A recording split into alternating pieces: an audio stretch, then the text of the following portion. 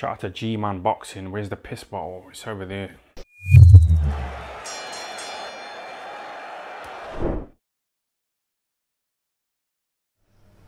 Manuel Charr officially ends the unbeaten 19-0 record of Christopher Lovejoy in the second round.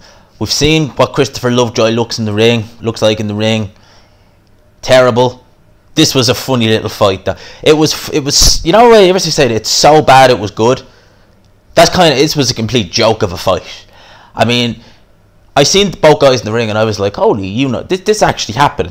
We're actually going to see what Lovejoy looks like, you know. We hear about his padded record. There's no footage. There's a reason why there's no footage of him. He's about as slow as molasses, as graceful as an elephant, about as useful as a £2 note in terms of boxing.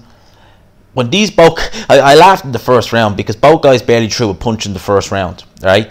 To the point where both guys got in a clinch, and you could hear Lovejoy talking to the referee saying, "Do we want a box?" or some words to that effect. The referee was like, "I said break." All right, and both guys still held on, and they weren't even moving. It was just like they were glued together. They were like, when I say I was watching this fight, right, and they were both so slow, painfully slow. All right, Manuel Charr has never been the quickest heavyweight in the world, but painfully slow in this fight. And then we go into the second round, and you start thinking, okay, how long? This is a 12-rounder. How long can this actually go?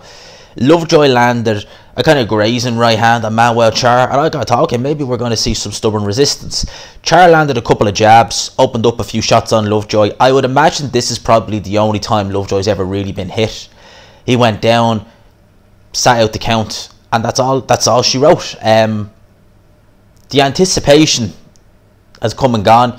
Imagine Dave Allen had fought Christopher Lovejoy. Christopher Lovejoy would have made Dave Allen look like he had the foot speed of a Lomachenko, the hand speed of Manny Pacquiao, the grace of Tyson Fury, and the punch of power of Deontay Wilder, all in one, if they had fought back in October. This really was, I mean, put it in context. Christopher Lovejoy, at the start of January of this year, was scheduled to fight Bermane Stiverne in Florida. Stiverne ended up fighting Trevor Bryan, but had that fight have happened, bear in mind, we know Stiverne 3-4 years ago had seen much better days. He still would have beaten Christopher Lovejoy. He probably would have got rid of him in a round or two.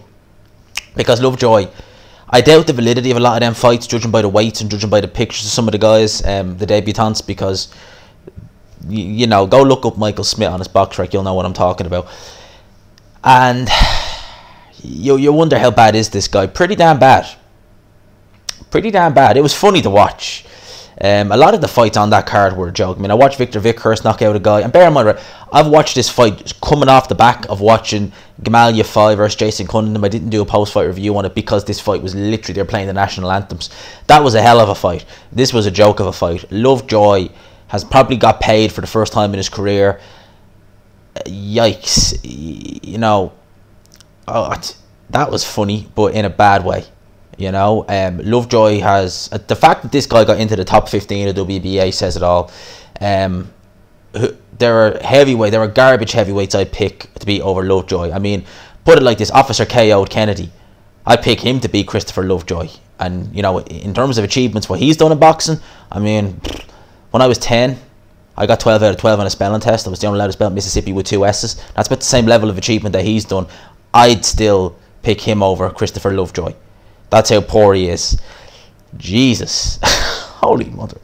That, coming off the back of a great fight, Cunningham versus Jafai, to watch that, it was funny, but in a bad way. So, the curiosity has been well and truly quashed. Don't care to see Lovejoy again. Be interested to know what he says next. They were comparing, apparently, because it was a Turkish stream I got, but apparently people were saying they were comparing Charr to Joshua. Charr looked like every bit his age. He looked slow as molasses. Charr is cannon fodder. Like, put it like this, Michael Hunter isn't going through with the IBF Eliminator. If he fights Mike Wilson and then fights Charr, he could be in a position to challenge for a regular title or a super title.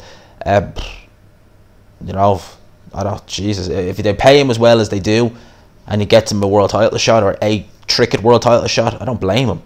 You know, you get a fight Mike Wilson, then you can fight Manuel Charr, easy fights. Daniel Dubois be looking at Manuel Charr, providing you get Manuel Charr is going to be cannon fodder for these heavyweights. Never mind Lovejoy. Manuel Charr looked terrible in there. I look very poor. Those are my thoughts on that. So, curiosity is done. Hope you enjoyed the video. Smash the like button if you did. And we will never use Christopher Lovejoy's name on this channel again, because the curiosity is gone now. I've seen him. He's terrible. Let me know your thoughts in the comment section. Did you watch the fight? Let me know. Hope you enjoyed the video. Smash the like button if you did. Hashtag Gmans, rocks, all that good stuff. Lads and lasses, for now, I'll talk to you. Peace.